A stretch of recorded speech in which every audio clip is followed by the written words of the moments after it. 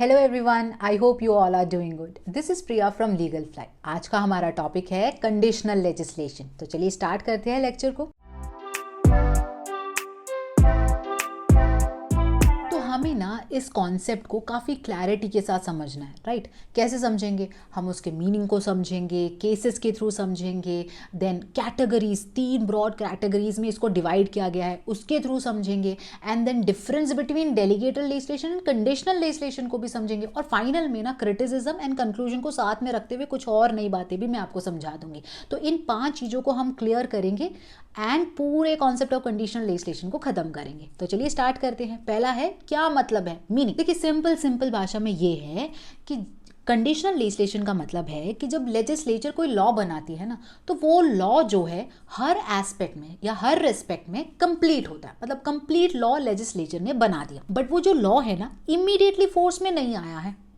अब उसका फोर्स में आना किसी कंडीशंस को फुलफिल करने पे डिपेंड करता है। एंड लेजिस्लेचर ने एग्जीक्यूटिव के ऊपर ड्यूटी डाली है कि एग्जीक्यूटिव आप डिटरमाइन करो कि ये जो कंडीशंस है ये फुलफिल हुए हैं या नहीं हुए हैं। तो आप डिसाइड करके इस पर्टिकुलर एक्ट को इफेक्ट में लेके आओ। तो आप समझिए ये है कंडीशनल लेजिस्लेशन। कुछ कंडीशंस है जिसके फुलफिल करने पर ही ये जो लॉ है इफेक्ट में आएगा।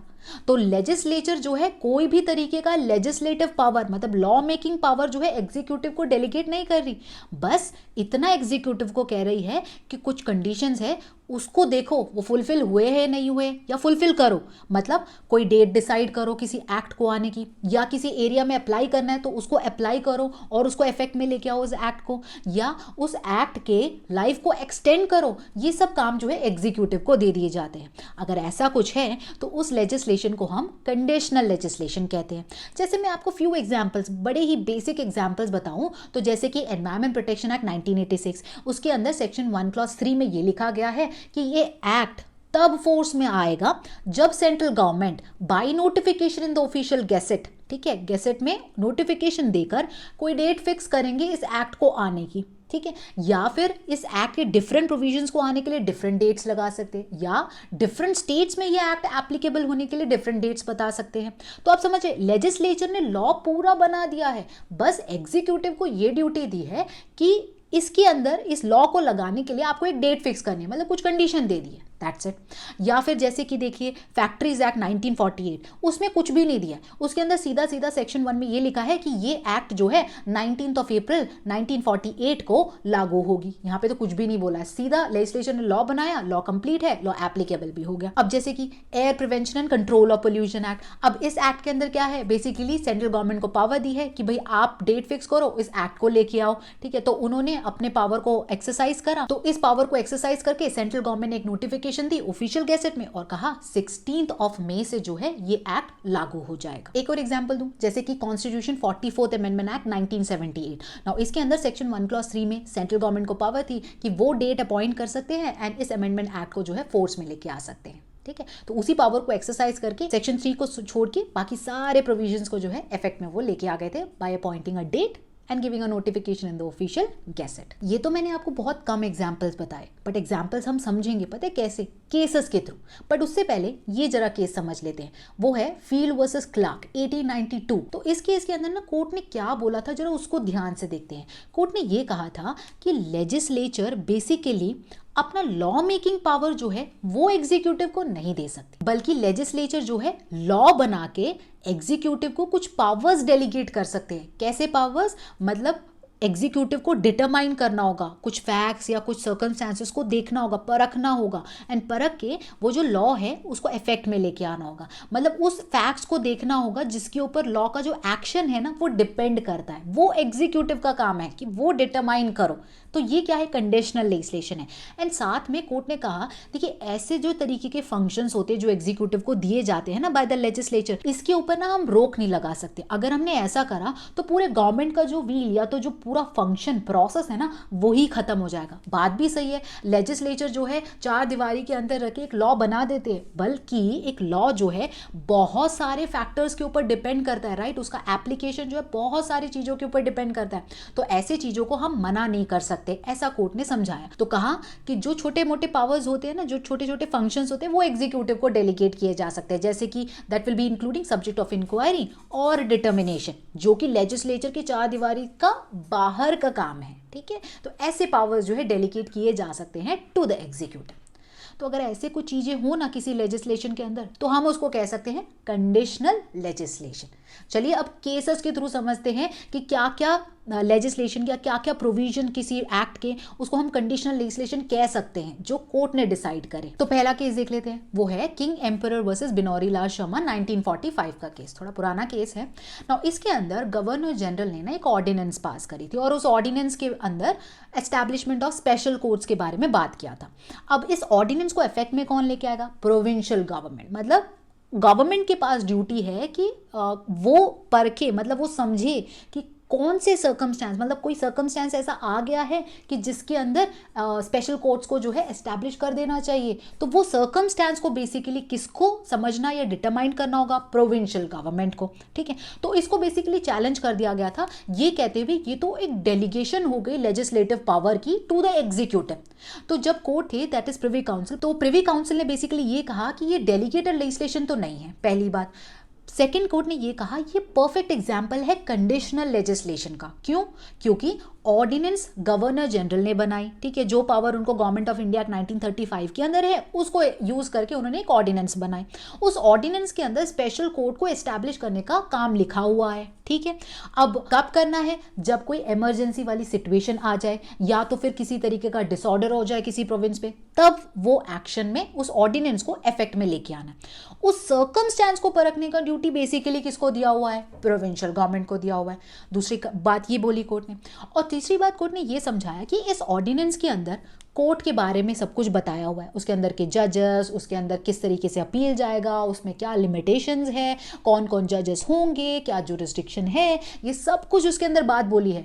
तो ऑर्डिनेंस तो कंप्लीट है ना, तो यही तो हमने मीनिंग में समझा था। मतलब ऑर्डिनेंस हो, लेजिस्लेशन हो, ordinance at the end of the day क्या है? लॉ ही तो है under article 13 clause 3 sub clause A, right. तो ऑर्डिनेंस कंप्लीट है, बल्कि थोड़ा पावर जो एग्जीक्यूटिव को दिया है वो ये है कि आप डिटरमाइन करो वो इमरजेंसी सिचुएशन आ गई है या नहीं आई है। अगर आ गई है तो बस स्पेशल कोर्ट्स को एस्टैब्लिश सेटअप कर दो, दैट्स इट। तो कोर्ट ने कहा ये डेलीगेटेड लेजिस्लेशन नहीं है, ये कंडीशनल लेजिस्लेशन है, जहां पर इस ऑर्डिनेंस का इफेक्ट में आना लोकल एडमिनिस्ट्रेटिव बॉडी के ऊपर डिपेंड करता है, ठीक है, जो कि इस ऑर्डिनेंस के प्रोविजंस को अप्लाई करेंगे। सिंपल।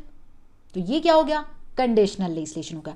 एक केस के साथ समझ आ गया ना कि कंडीशनल लेजिस्लेशन क्या है, और एग्जांपल्स देखते हैं और देखते हैं कि कंडीशनल लेजिस्लेशन के अंदर क्या क्या चीजें आती हैं। तो सेकंड केस है Sardar Inder Singh versus state of Rajasthan 1957 का।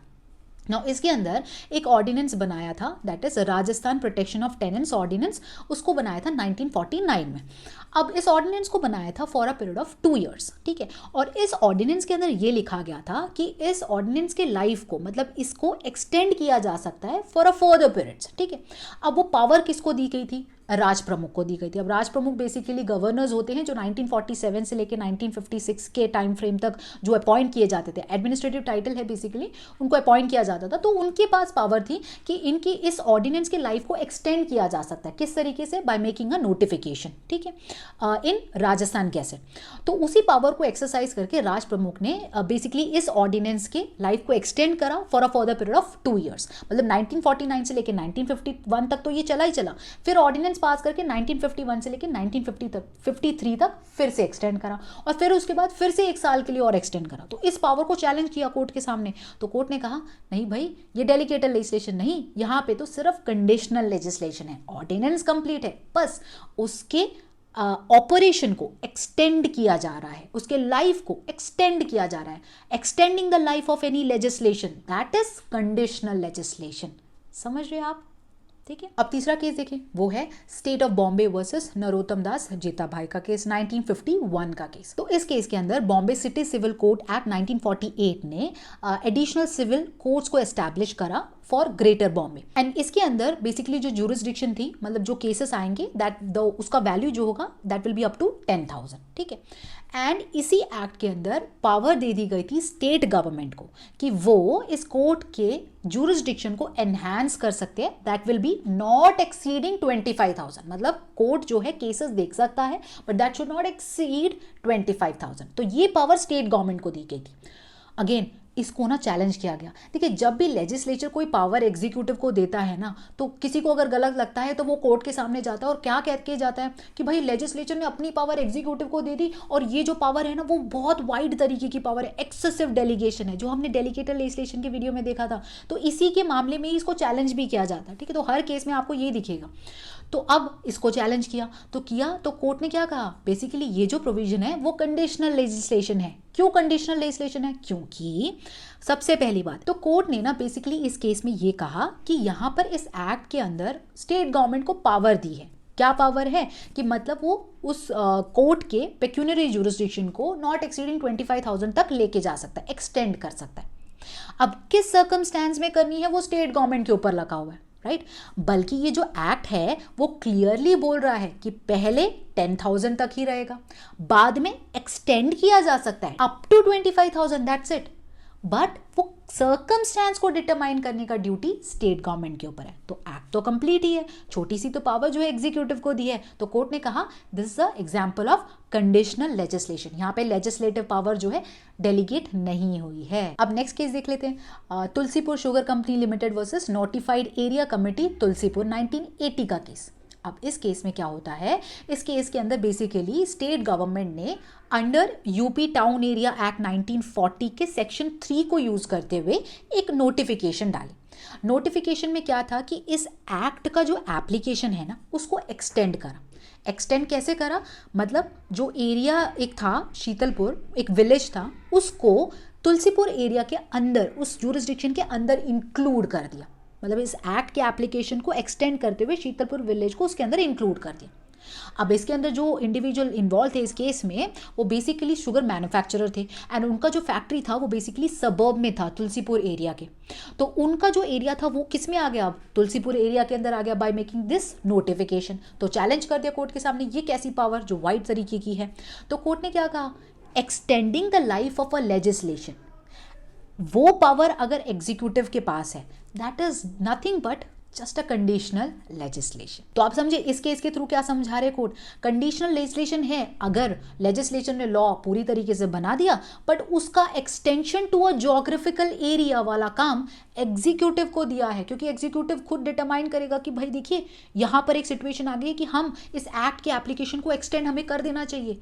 तो वो जो पावर है वो सिर्फ कंडीशनल लेजिस्लेशन है, क्योंकि लॉ तो कंप्लीट है, राइट। लॉ के अंदर खुद ही लेजिस्लेचर ने बोला है कि अगर कोई सर्कमस्टेंस आए तो आप एक्सटेंड कर सकते हो, सिंपल। तो वो क्या है, कंडीशनल लेजिस्लेशन। अब नेक्स्ट केस देखते हैं, MP high court bar association versus union of India 2004 का केस। अब इस केस के अंदर एमपी रीऑर्गेनाइजेशन एक्ट 2000, इस एक्ट ने स्टेट गवर्नमेंट को ये पावर दी गई थी कि बेसिकली वो स्टेट एडमिनिस्ट्रेटिव ट्रिब्यूनल को एबॉलिश कर सकते हैं। कब एबॉलिश कर सकते हैं, जब कोई सर्कमस्टेंस ऐसा आएगा, राइट। मतलब स्टेट गवर्नमेंट किसी फैक्ट्स एंड सर्कमस्टेंस को ध्यान में रखते हुए, कंसिडर करते हुए समझेगी कि यहाँ पर हमें स्टेट एडमिनिस्ट्रेटिव ट्रिब्यूनल की ज़रूरत है या नहीं है। अगर नहीं है तो एबॉलिश कर सकते हैं। कैसे एबॉलिश करेंगे, पावर तो उनको लेजिस्लेचर ने बेसिकली दे रखी है, तो उस पावर को एक्सरसाइज करते हुए वो एबॉलिश कर सकते हैं।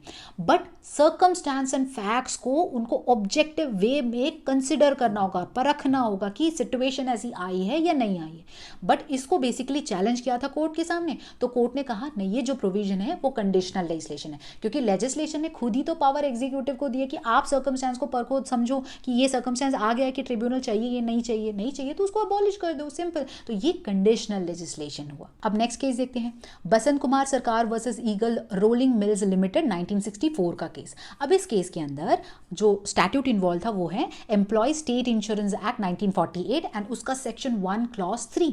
अब इस सेक्शन 1 क्लॉज 3 के अंदर, अब क्योंकि ये सेक्शन 1 के अंदर आ रहा है तो कुछ तो इंट्रोडक्टरी बात बोल रहा होगा। अब ये जो सेक्शन 1 क्लॉज 3 है ना, वो बेसिकली सेंट्रल गवर्नमेंट को पावर ये दे रहा है कि इस एक्ट को ना आप अप्लाई करवाओ, मतलब इफेक्ट में लेके आओ। कैसे, एक डेट फिक्स करनी होगी आपको, ठीक है। मतलब इस पूरे एक्ट के लिए आप एक डेट फिक्स कर सकते हैं, या डिफरेंट प्रोविजंस के लिए डिफरेंट डेट फिक्स करो, या डिफरेंट स्टेट्स के लिए भी डिफरेंट डेट्स आप फिक्स कर सकते हैं, और इस एक्ट को जो है बेसिकली आपको इफेक्ट में लेके आना है। तो ये पावर दे दी गई थी। अब कैसे करना है? By notification in the official gazette. तो अब इस सेक्शन को बेसिकली चैलेंज किया गया, कहा कि ये तो एक्सेसिव डेलीगेशन है, सेंट्रल गवर्नमेंट के पास पावर है कि इसको अप्लाई करना, डेट फिक्स करनी है। अगेन क्वेश्चन वही।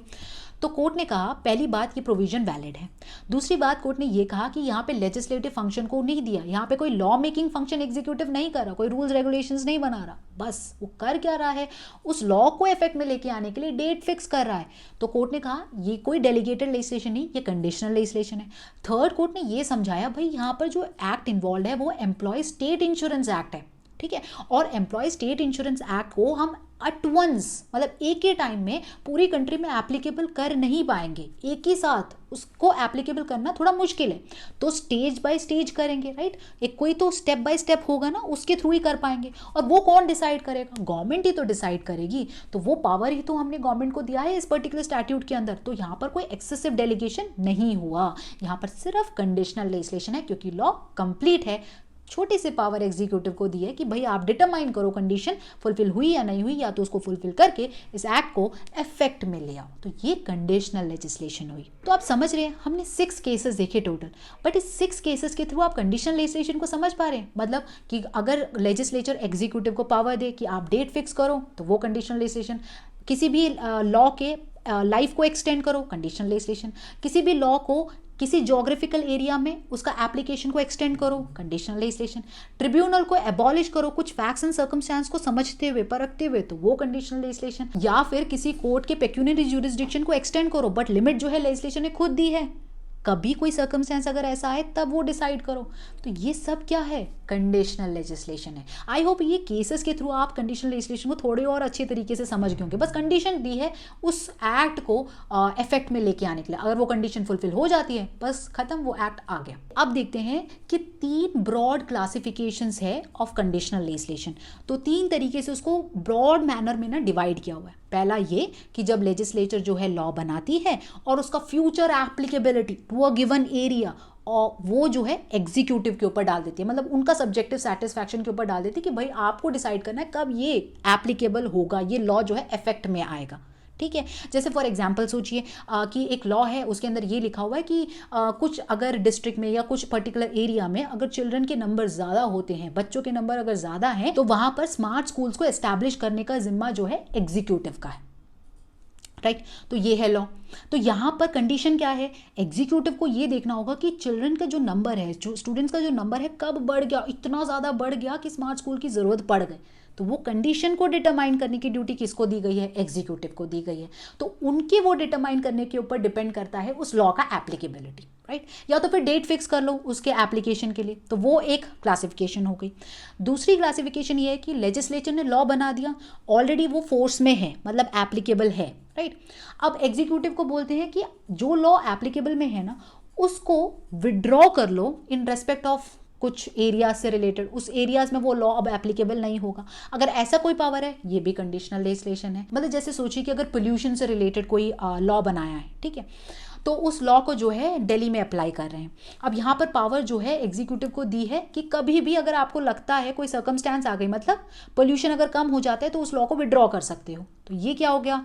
कंडीशनल लेजिस्लेशन हो गई। विड्रॉ करो, क्योंकि पोल्यूशन कम हो गया ना, तो स्ट्रिक्ट रूल्स को अप्लाई करने की जरूरत नहीं है कि डबल मास्क पहनो, पूरा जैकेट पहनो, हेलमेट पहनो, बहुत सारे रूल्स को, इतना रूल्स को फॉलो करने की जरूरत नहीं। पोल्यूशन कम है ना, तो कम तरीके से भी जा सकते हैं। तो अगर ये पावर है कि आप विड्रॉ कर लो किसी एक्ट के एप्लीकेबिलिटी को टुवर्ड्स एनी पर्टिकुलर एरिया, तो उसको भी कंडीशनल लेजिस्लेशन कहा जा सकता है।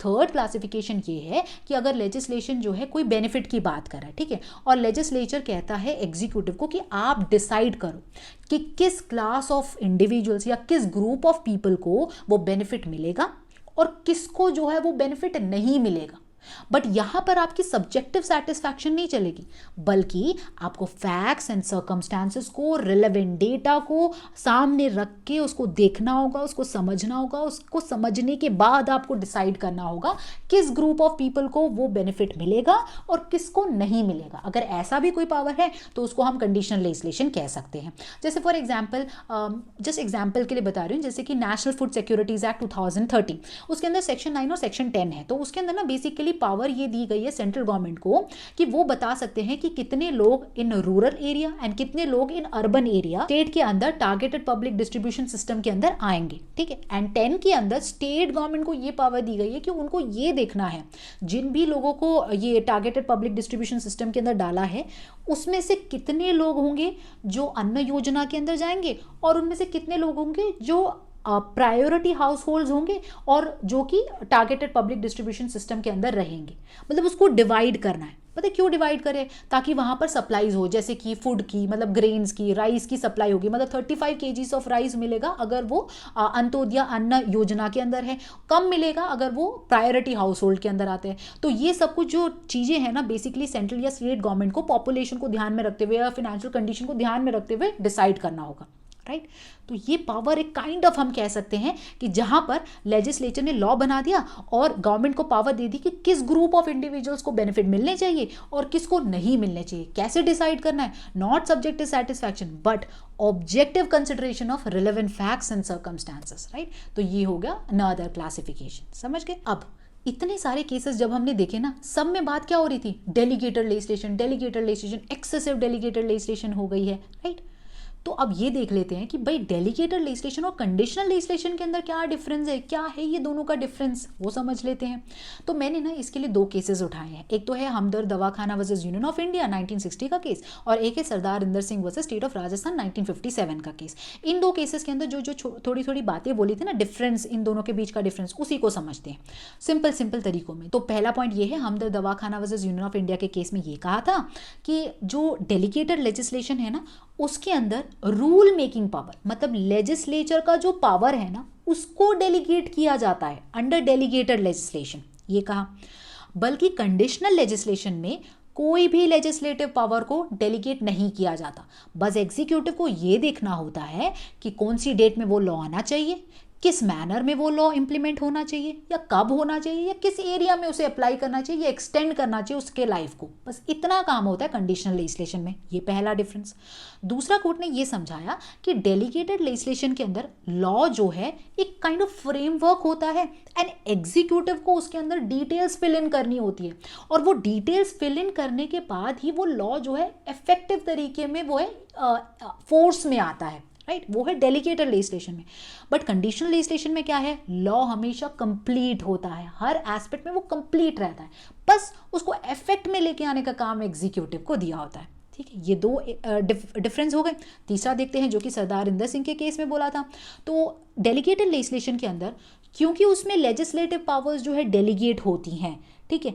अब लेजिस्लेटिव पावर्स डेलीगेट हुई, मतलब law making power delegate executive को हो गई, तो उसको एक्सेसिव डेलीगेशन के बेसिस में चैलेंज किया जा सकता है। मतलब वाइड तरीके की डेलीगेशन हो गई, वाइड पावर्स एग्जीक्यूटिव को दे दी, उसको चैलेंज किया जा सकता है।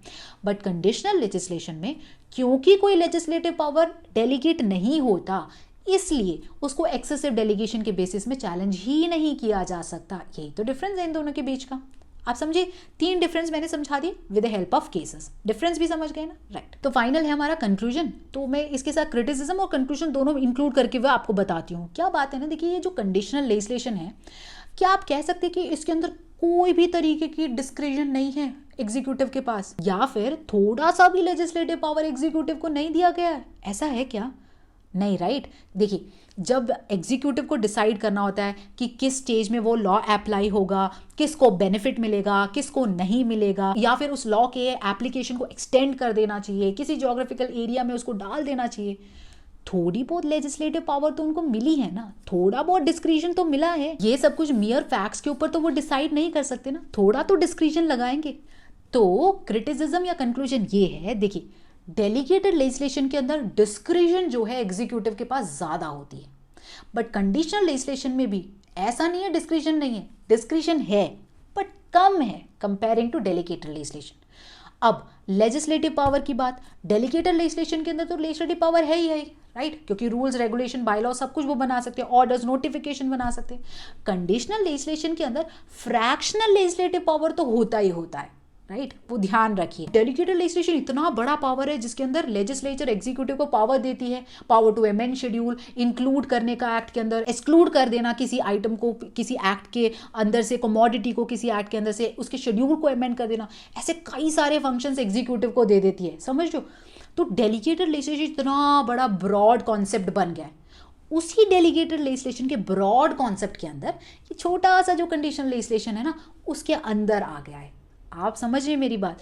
तो conditional legislation basically common instance of delegated legislation ही है। डेलीगेटेड लेजिस्लेशन का एक फॉर्म है कंडीशनल लेजिस्लेशन। एंड वैसे भी बहुत सारे केसेस के अंदर कोर्ट ने ये भी समझाया भाई कि कंडीशनल लेजिस्लेशन का नाम लेना छोड़िए, सिंपल सी बात है। जैसे कि Lakshmi Narayan versus union of India के केस में ये कहा गया कि डेलीगेटेड लेजिस्लेशन और कंडीशनल लेजिस्लेशन के बीच में कोई डिफरेंस नहीं है, ये दोनों सिमिलर ही है राइट।